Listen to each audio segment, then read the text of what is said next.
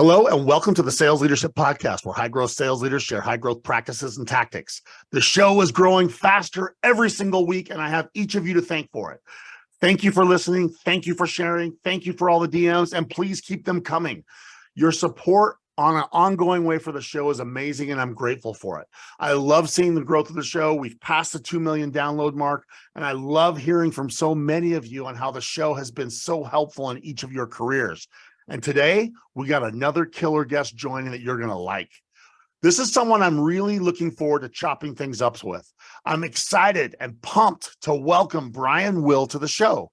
Now, Brian's done it all. He's worked with companies of all sizes. He's built and sold companies. He advises and helps develop leaders in high-growth organizations. He helps develop people with his force multiplier framework that we're going to learn about today. And the results, well, they've been incredible. Brian's a two-time best-selling author, a contributor to Forbes. He works with companies from startups to members of the Fortune 500, and he's a hands-on expert in how to help predictably create record levels of sales. And as sales leaders, that's what we are asked to do year after year after year, have the best year in company history every single year. And today, Brian and I are going to discuss ways that you can more predictably do just that. So as a result, our topic today, it's an important one. It's a conversation you'll be able to use with your team immediately, and I cannot wait to get started.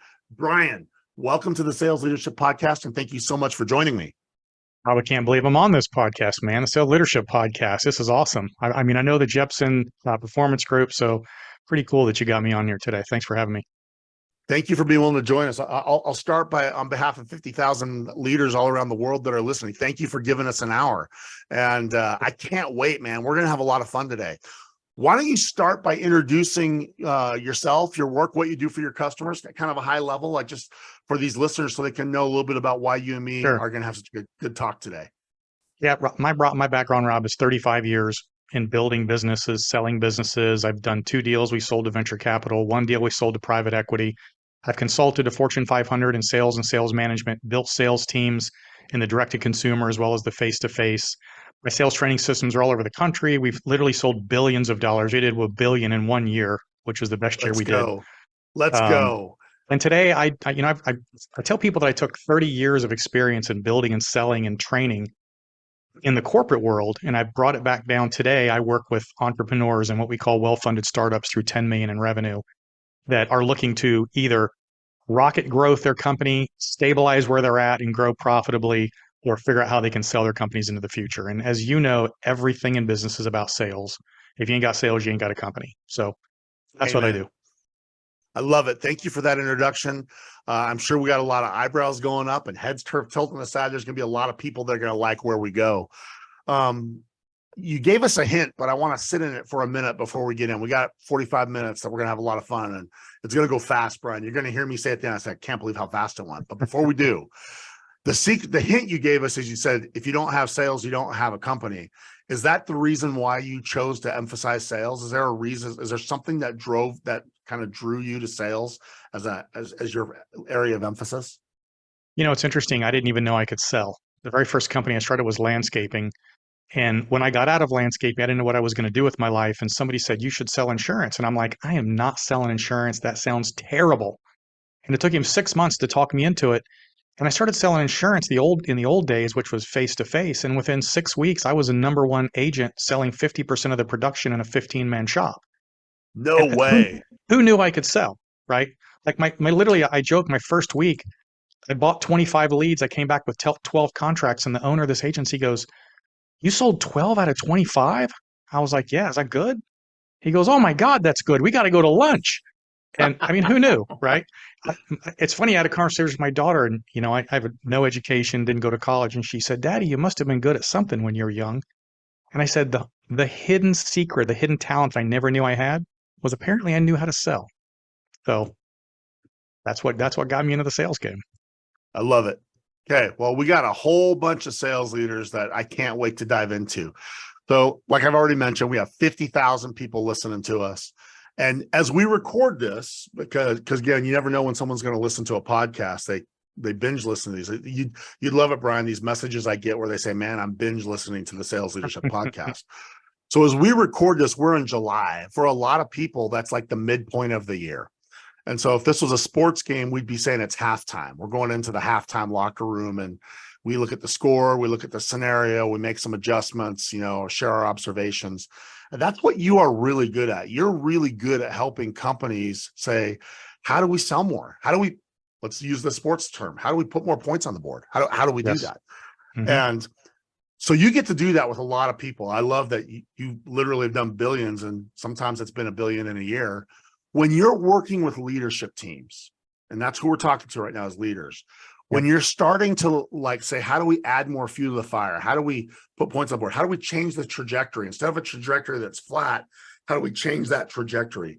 Where are some places that you like to start when you're looking at sales organizations? From the bottom up, every single Talk to me time. about that. All right. So many organizations look at their sales, even the overall organizational performance, but more specifically their sales performance, and they always look at the top down and they say, well, we're doing X revenue, we need to get to Y revenue. And I go in and I would tell you almost every single time what we find out is X revenue to Y revenue doesn't mean more profit. In fact, if you take X revenue and you cut out what I call the bottom 10% of the organization that needs to get out of there, retrain the middle and let the high performance do what they do, you will generate the same or more sales with less people, less overhead, and a higher ROI on the marketing dollars you're already spending. Then we bring the new people in and we build from X to Y with better trained people. So I build what I call individual P&Ls with every single salesperson. If your organization has a sales team, each one of those salespeople are a P&L. They are a profit and loss statement. They have fixed overhead attached to them. They have variable overhead attached to them. They have close rates that are broken down by different lead sources, by different products, by different clients. Everything is built in this P&L. And if you can break an individual P&L down, then we can find out who's making money, who's not, what works and what doesn't. And that's when we can start to improve the performance of your company and get those overall top goals that you're looking for. But if you're looking from the top down, that's the wrong way to look at it. Oh, I love this. I want to sit in this for a minute. First of all, excuse me, I've never quite heard it articulated that way. Individual P&Ls. Now, there's going to be some people that's going to feel that that might be too sterile or not personalized enough, but I don't think it is. I want to sit in that because I'm guessing that since it's an individualized P&L, you're going to have a highly individualized conversation with each person. Am I interpreting that right, or am I interpreting that wrong? So we like to break sales organizations down to what we call the 20-70-10. Okay. We have the 20% who are high performers, the 70% who sit in the middle. We need to keep them in the guardrails. And I call the 10 at the bottom we need to replace on a constant basis. I think of sales organization of any size, you're going to find that, right? So when we build these individual P&Ls, which we have our folks do over in finance and program management department, they build those and we bring them back. Now we can go to that individual and say, yes. I'll give you an example, Rob. I did an insurance carrier up in Minneapolis, and their very top performer, the guy making the most money, getting all the trips and all the awards, he sold the most. He was not profitable because his retention sucked. He was using sales techniques to slam people into products and services that they didn't retain, and therefore they were paying him all this money, but they weren't making any on the back end, right? And when you take that individual P&L and you show it to the sales leaders and say, this person's not doing it right, then you need to go back and fix what they're doing wrong. They have the ability to sell, but they are cheating the system and putting people into things that they shouldn't be in, and that causes you retention issues and overall profitability loss in the long term. So that's why those P&Ls are so important. You can also use them as examples when you do your one-on-one counseling with your team and say, hey, this is where you're going wrong, and this is why. And this is why you need to go back into the training and learn a few things, like we get into the sales cycle and scripting stuff, and follow the system more closely so that your numbers will go up. We can make almost everybody better. Like, unless you're the very, very top high performer, we can make almost everybody better in that organization. And that makes more money for everybody. I love that mindset. We can make almost anyone better. I think that might sum up what our job is as sales leaders, is to help everyone. I don't care if it's a high producer all the way down to your newest person. Can you help them get better? So I love that. I want to sit in that for a little longer, if you don't mind. I know we got a lot of things that we want to cover, but this idea of we can help anyone get better. How important is it for that salesperson to want to get better? Like, is that ever a problem that they got to want it? Yep, this is into motivation. So I use this Okay. example all the time. I say that there are two primary drivers that motivate salespeople. Everyone will tell you the first one is always money, right? Money motivates a salesperson. I will tell you that the number two driver is laziness. And actually, this is funny. Facebook put me on a almost ban because I said salespeople were lazy in a post one day, which is hilarious. But the point of Okay. the fact is, and I say lazy because most people, and I've heard this in your previous podcast with your guests, will tend to produce right up until they hit their max for the month, and then they Yep. coast. And why are they Yep. coasting? Because they're lazy. That's why they don't have any desire to produce more because they're not going to get any more real money out of it, right? Or they've already achieved their personal bills or their personal self-image level of what they're capable of doing or the income that they're supposed to get. And so people tend to produce at that level of which they think they can. And this is the 70% in the middle, by the way. And this is why that doesn't apply to the top 20%. Those guys are out there killing it. This is why we build sales programs and incentives and bonuses in, because we need to give them something that will push them past that comfort level. I've already paid my bills. And if we structure those bonus programs correctly, we can get them to push to the next level, right? I So love it. that the bonus pro, and by the way, if you're going to build a bonus program, it's got to be substantial, it's got to be immediate, and it's got to be achievable for everybody in the organization, not just the top 20%. Otherwise, nobody's going to care. If I'm halfway through the month and I know I don't have a shot at it, I don't care. It's not doing anything for me. I just know Joe or Susan at the top of the chart is going to get all the money, all the bonuses, all the credit. So it's got to be immediate, achievable for everyone, and substantial enough that it makes a difference. It'll push me past my personal self-image, my personal income, my personal bills. It's got to push past. So that's what makes people want to do more. Hey, I'm taking notes. That's why thanks for letting me catch up. I'm already 3/4 of a page done on taking notes with what you're saying, man. This good. This gotta want. I like this. When I as a performance coach, I call it enrollment, almost like open enrollment for your Mhm. healthcare.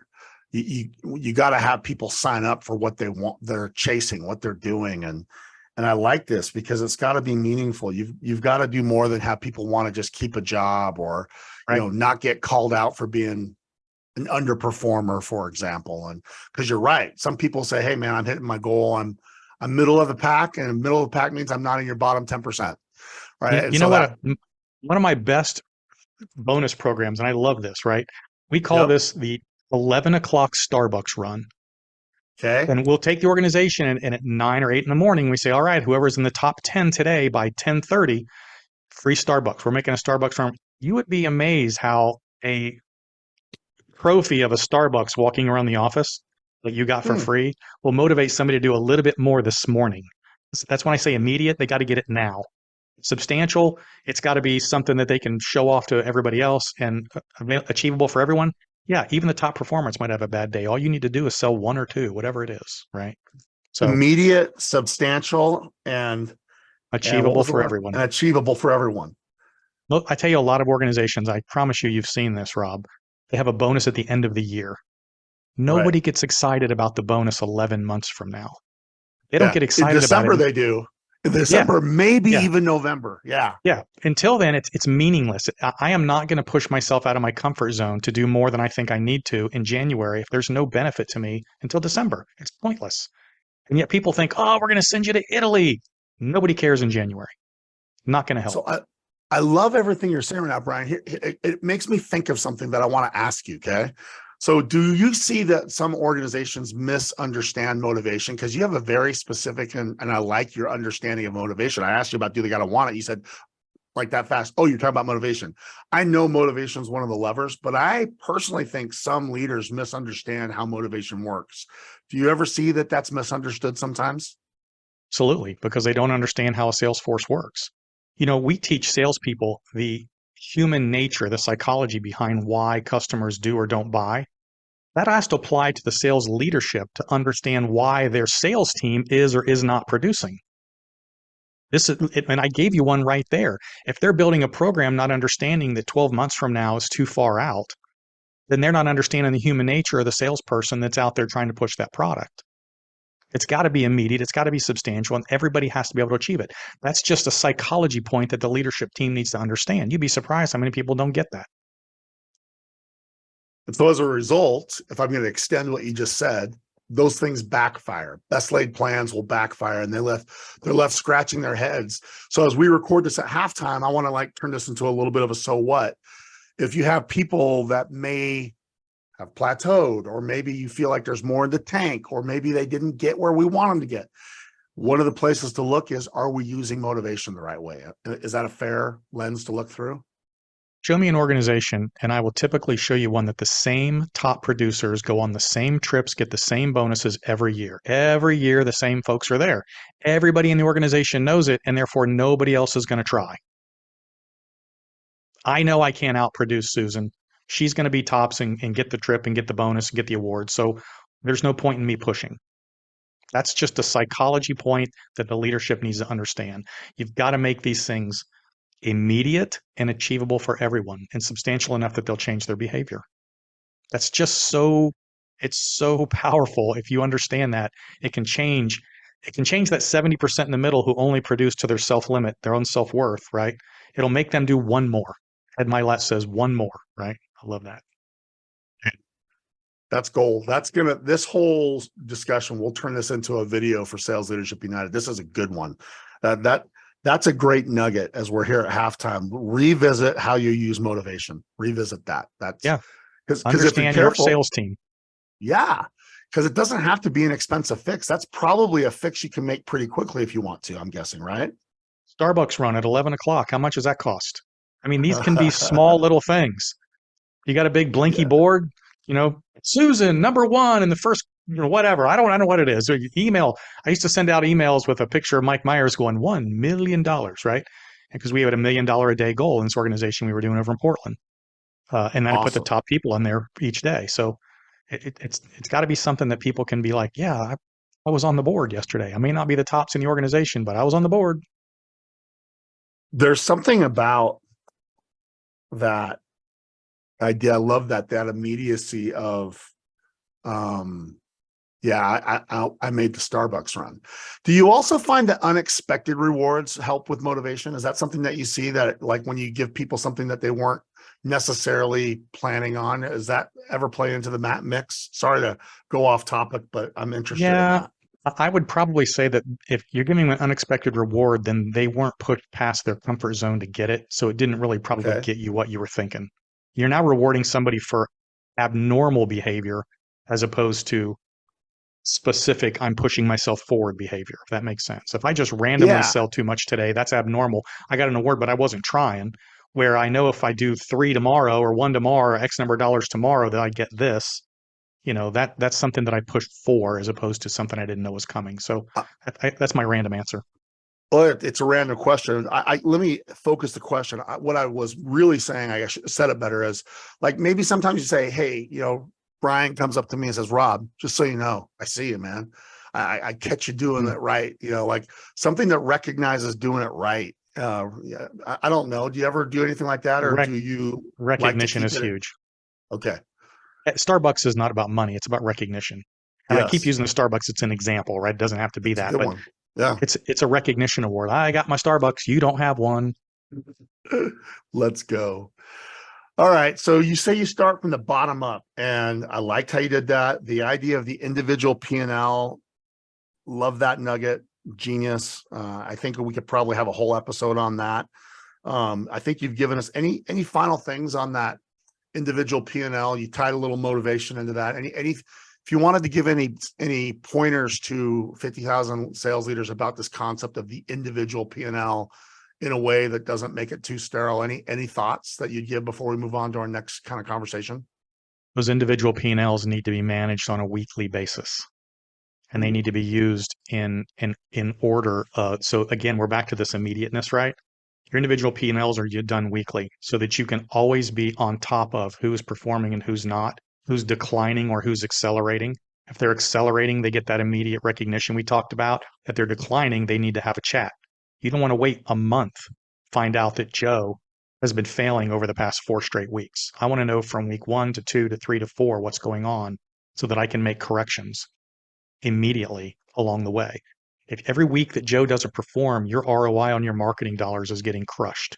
You're losing revenue as a company. He's losing commissions. Nobody wins in that scenario, right?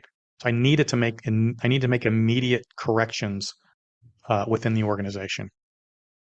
I like this because one of my favorite metrics is trajectory. And so I look at point in time plus trajectory, and I say that equals situation. So we can be hitting our number, but if we're fading, I love how you said, let the P&L is more than just the point in time. It's like, is it accelerating? The terms you used were accelerating and declining. We And call so, this reverse analysis, right? So we do pattern recognition through reverse analysis. We can do that with a total P&L in a company, which I do all the time. You can do it with a sales team. You can do it with a sales individual. What's the reverse analysis? What's the historical P&L analysis? Look at the pattern trends, and I can predict the future of what's going to happen. I call this time travel.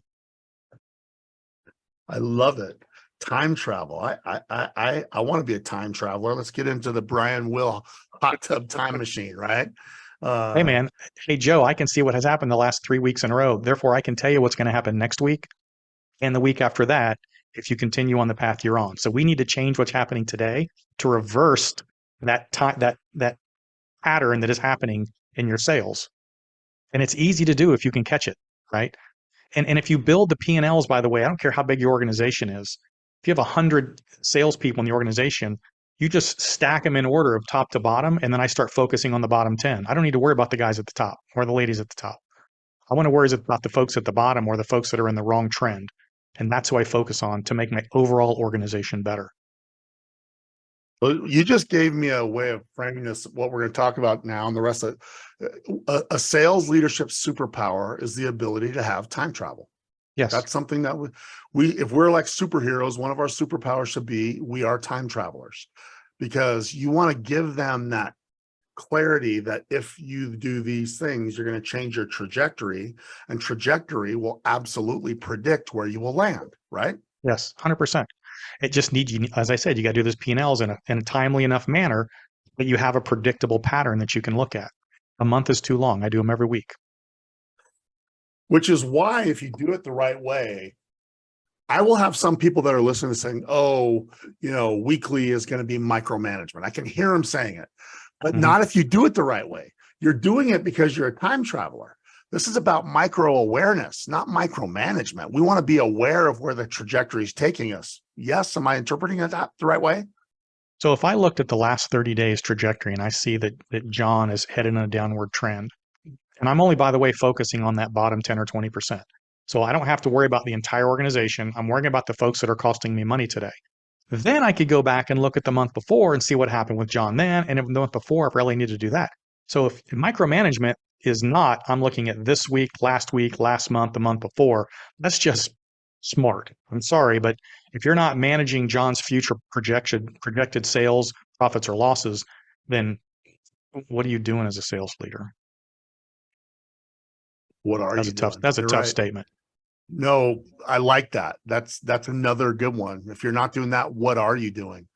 And I think it goes back to what you said earlier. Our role is to help people improve. It's Yes. not to just hit a number. It's to improve. So you're right. We need to be saying, if our role is to help people improve, then what are you doing with your time, right? I tell sales managers when we hire them, your only job in this organization, because you are in the expense column now, right? You're no longer in the income column. Salespeople are in the income column. Managers are in the expense column. You've now become a sales manager. You are an expense to this organization. Your only job is to make that sales team better. And if you're not doing that, then what are you doing? You're not here to track numbers. We have people that do that. Your job is to make those people better. Just end the show right now. That's awesome, dude. If everybody just wrote that down, like again, that'll be a video in Sales Leadership United. Like, go watch that video. Like, write that down. Your job is to make people. We're at halftime. It shouldn't be go work harder. It shouldn't be that. It should be go get better, right? Growth instead of grind. Choose growth over grind. Most of the time, I think people are pretty hard workers. We might need to change how we prioritize things, but it's not hard to be busy. It's not hard, but being intentionally about getting better, intentionally improving, that's the jam, man. You got the hair standing up on the back of my neck right now, Brian, because I don't hear enough sales leaders talking about that with that passion and vision, and maybe more important, the knowledge on how to do that. Because too many times what I see is people just doing what was done to them. And so it's like beating people with numbers, or, setting arbitrary volume activity goals. I don't think you can just activity manage your way to success anymore. I think you've got to grow. You've got to do what you said. You got to improve. And you skipped right over my other one. So when I look at an organization as a whole, I tell the CEO, the C-suite, whomever, the only people in this organization that generate revenue for this organization are the salespeople. They're the only ones. They're the only income expense people. I'm sorry, the only income producing people here. Every other single person in the organization is a liability. They are a cost. They ain't making us any money. So every single other person is really here to support that sales team so that they can generate the revenue. Everybody else is an expense. As I like to say to people, look, if I get rid of the sales team, your organization goes out of business. If I get rid of the CEO, we still got revenue. We still got money coming in. I can replace the CEO, but if I lose my sales team, I'm screwed. If I lose my sales manager, I've still got a sales team that's out there generating revenue. So understand that you're in the expense column. Your job is to make them better, which makes the organization better, which makes everybody more money, which is a benefit to all of us. All right. I can't believe it. We're halfway through our time, brother. We're halfway through. It's gone that fast. So I want to go to something, everything you're talking about. I think that the next thing I want to take this to will have to do with leaders with their reps, but also how they help reps with their customers. Mm-hmm. And as I listen to you, you talk about P&Ls, you talk about growth, you talk about improvement. It occurs to me that trust must be a big part of this. It must be something that you're trading on as a leader. And I'm going to guess that it in your world, it has something to do with how your reps engage with clients. Is there any thoughts around trust that would be worth talking about right now? You're going to have to get a little more specific in that question. I'm not following it. Yeah. So two areas. One is, for a leader to be oriented to the P&L of an individual, there's got to have to be trust there. That I trust that you got my insights. You got not my insights. You got my best interest in mind.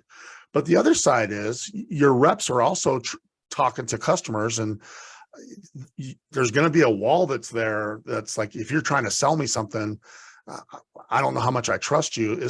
How much is trust part of a sales leader's game and how they work with their reps, but also in how they help their reps engage their audiences?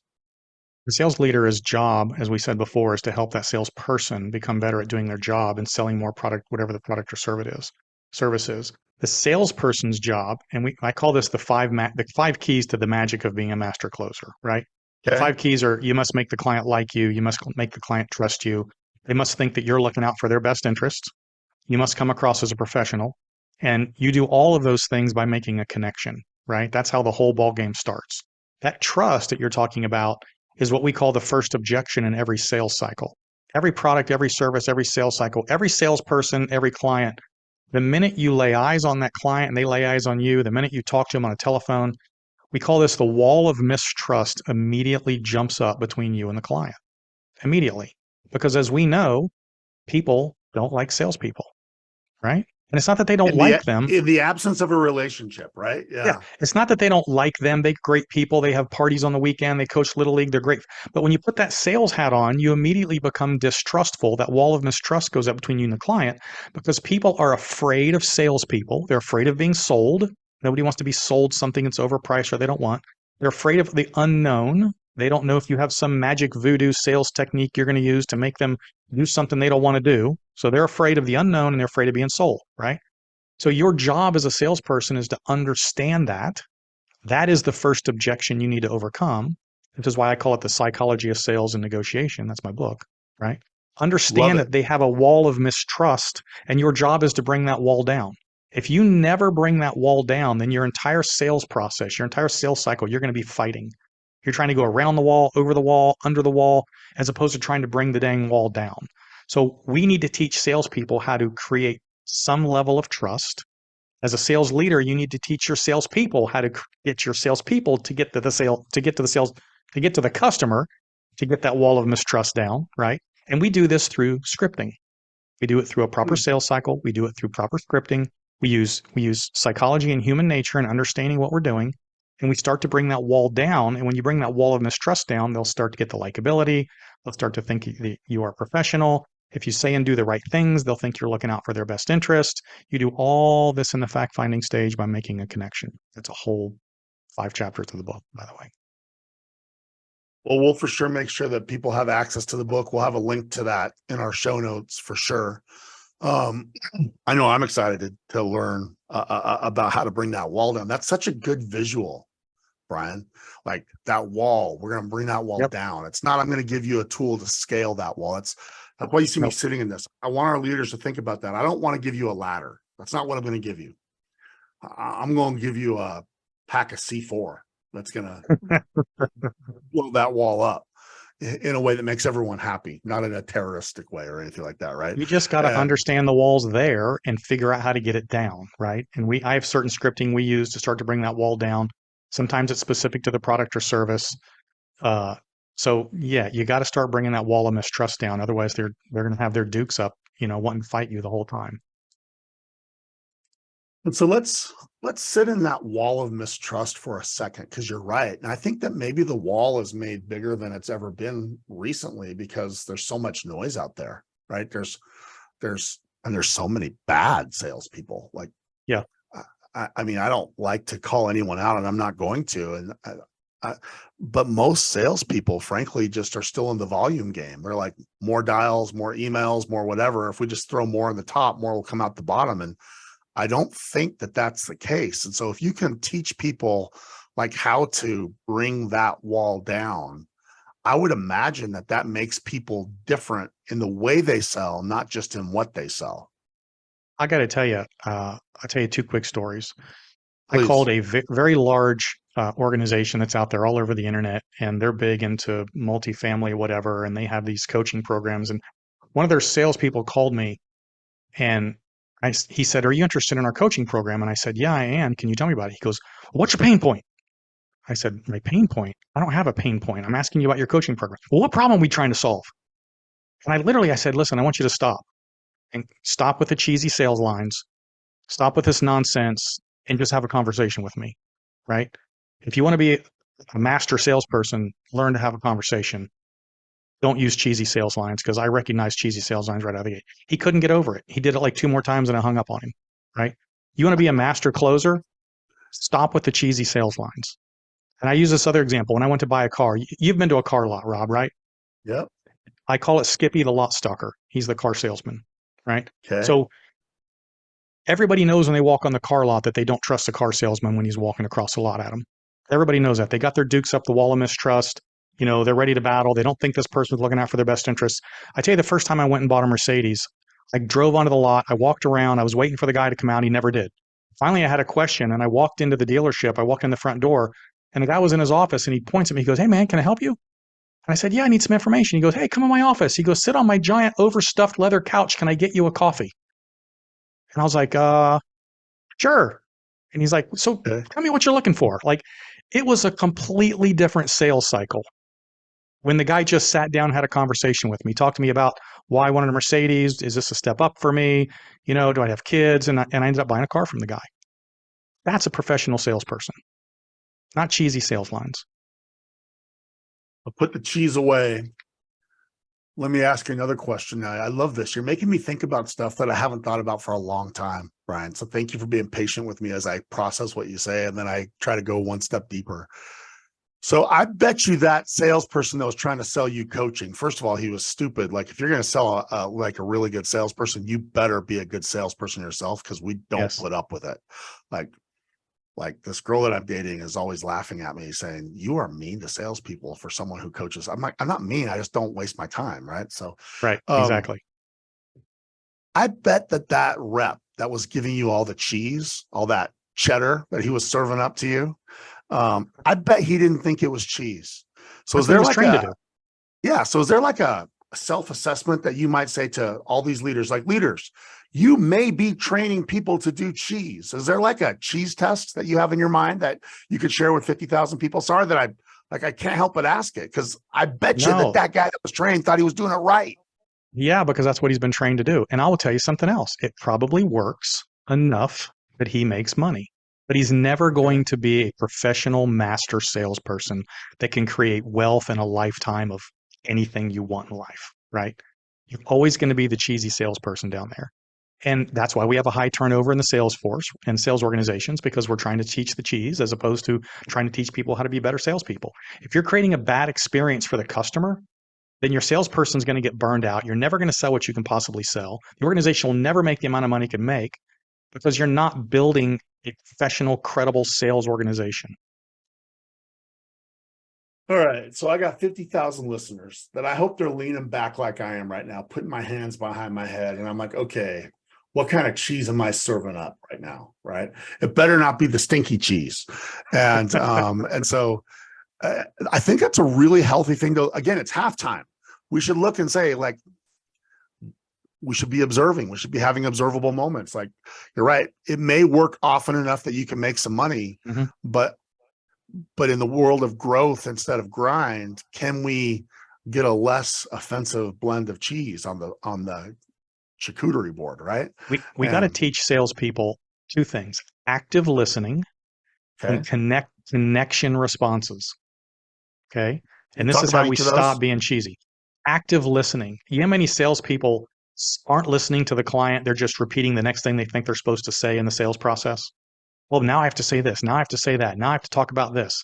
And the client's over there throwing softballs at them that they could literally knock out of the park from a connection standpoint, and they're missing it. I use this example. I had a person, and I do this in the role play, and the person's like, so what are you looking for? Blah, blah, blah. And tell me about yourself. And I said, yeah, I sell fire engines. And the guy goes, oh, that's great. So how do you think my product can help you? Like, dude, if you told me you sold fire engines, my first question would be, are you freaking kidding me? You sell fire engines? Right. That's called a connection response. And then the guy's like, yeah, because he wants to tell you about selling fire engines.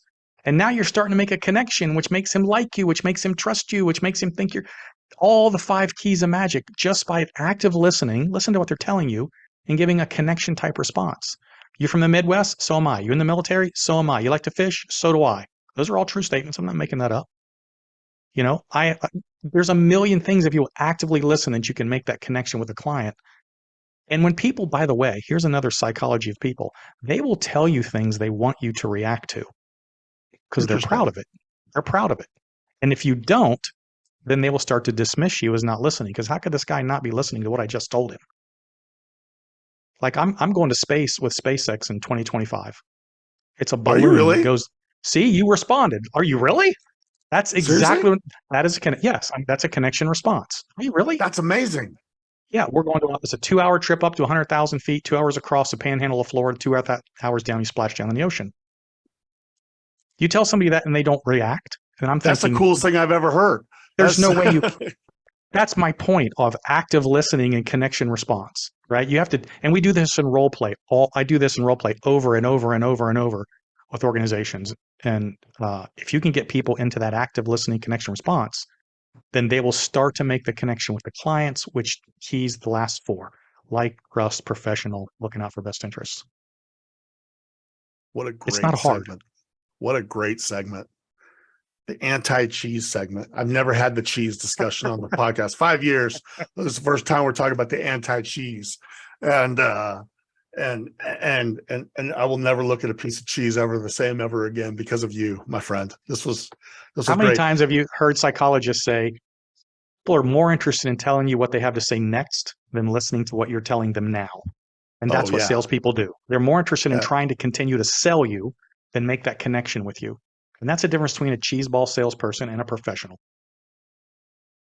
That is a great way to wrap up the cheese segment of this show. I like that. That was good, man.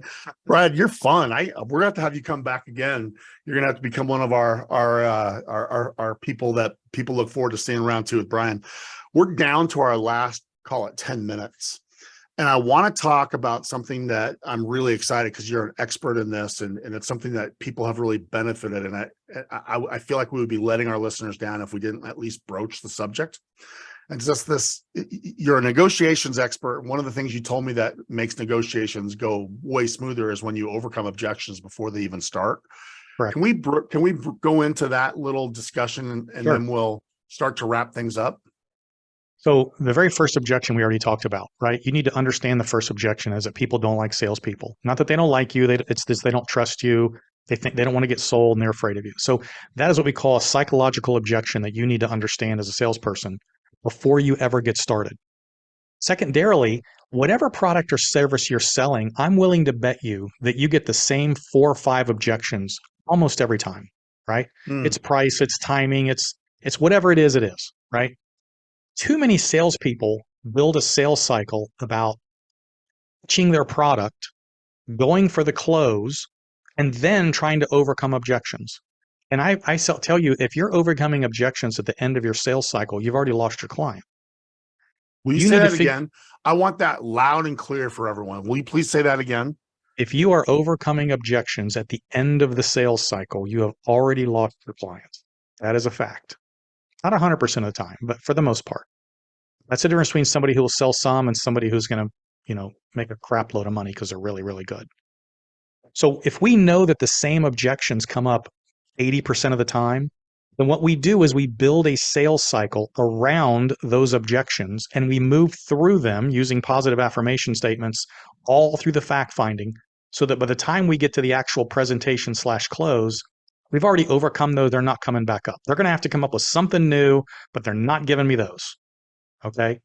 And that's basically, what is your product? What is your service? What's your sales cycle look like? What are the known objections? Document them. What are the unknown objections? Unknown is people don't like salespeople, right? We build a sales cycle including specific and general scripting. There are certain things you have to say every time. There's certain things that you will leave into a bucket. We build objections or we build scripts to overcome them. We do all this in the fact finding stage. And then we do all this by teaching this active listening and connection responses. And at the end, you will come up with a sales process that will close, I promise you, significantly more than what you're doing right now. Now, your top people are probably already doing it naturally because that's just how good they are. Your Yep. middle of the road, that 70, those are the people I call we have to put guardrails on, or I call bumpers in bowling. As long as they're bouncing between those bumpers, we're good. Those are the people that we have to continually take through the process over and over and retrain and reteach and re-role play to get them to stay on track. I tell salespeople, until you are a top performer, you will do exactly what I tell you and nothing different. And when you become good enough that you go into that top 20%, you can do whatever the hell you want.